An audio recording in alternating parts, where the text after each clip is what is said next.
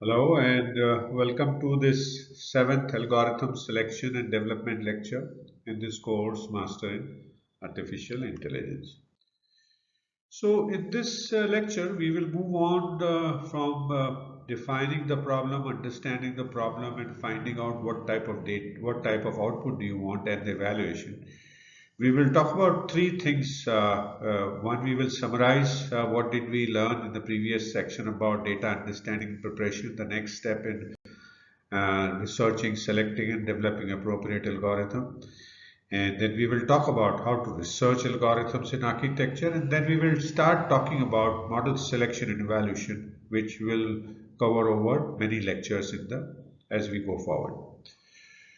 Right. So let's quickly summarize data understanding and preparation that you need to do after having understood the problem, defined the problem, and understood the various type of outputs you need.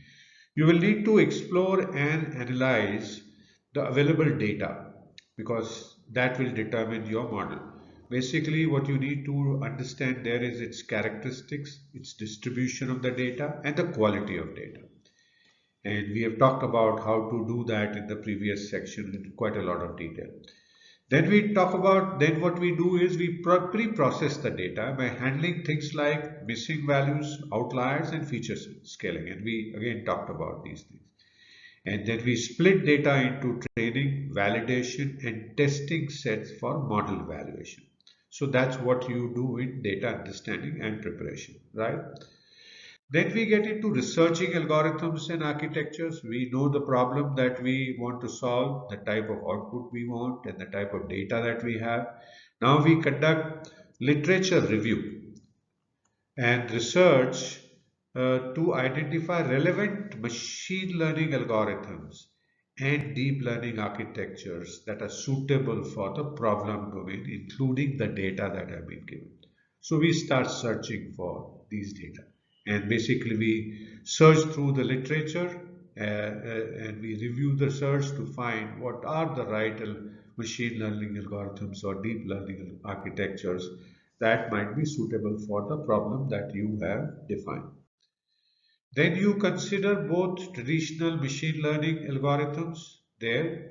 And what are the conventional or traditional machine learning algorithms like linear regression, decision trees?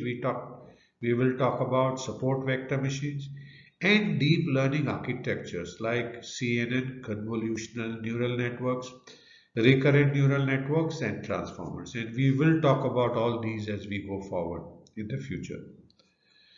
Then we evaluate the strengths and weaknesses uh, of and applicability of different algorithms and architectures.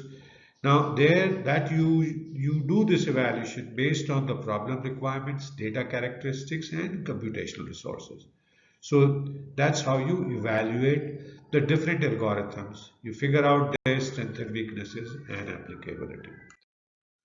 Based on this strength and weakness analysis of all the different algorithms that you have researched and picked up, what you do is then you select candidates, those potential machine learning algorithms or deep learning algorithms that you think can help you build that right model and that you do based on their suitability for problem and the data.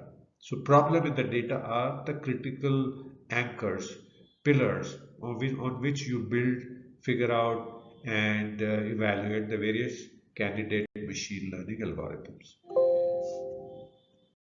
Having selected the candidate machine learning and deep learning algorithms, what you need to do is to train and evaluate multiple models, not one model, but many models that using appropriate evaluation metrics and validation techniques. Now, what are these evaluation metrics and validation techniques? Cross-validation, hyperparameter tuning, and we will talk a lot about this in detail, how to do that. So what is cross-validation and hyperparameter tuning? So let's look at cross-validation first, and then in greater detail we will talk about hyperparameter tuning. So cross-validation is a resampling technique that is used to assess how well a predictive model generalizes to an independent data set. So you have the trained data, you have validation data, testing data. Independent of all that, the new data set, how does this model work? So that's what a cross-validation is. And what does it involve? It involves partitioning the available data into multiple subsets, what is called folds. So multiple subsets of data are created called folds. And then the model is trained on the subset of data, the training set, and evaluated on the remaining subset, the validation set. Now, this process is repeated multiple times, with each fold serving as a validation set exactly once.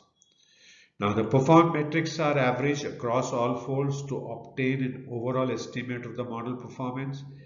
Common type of cross-validation include k-fold cross-validation, stratified k-fold validation, and leave one out cross-validation. Now, cross-validation helps to mitigate issues such as overfitting and provides a more reliable estimate of model performance compared to a single train test split. Right? Right. So what is next? So having looked at cross-validation, we will now look at hyperparameter tuning. In the next set of lectures, talk about three types of hyperparameter tuning: learning rate and gradient descent, number of hidden layers in neural network, and regularization strength. So thank you so much for watching this seventh algorithm selection and development lecture in this course, Master in Artificial Intelligence. I hope you're continuing to learn new things, continuing to enjoy, and I do look forward to see you again in the next lecture. Please feel free to message me if you have any question. I'll be happy to answer your questions, and do download the PDF file to take a look at anything that you need to.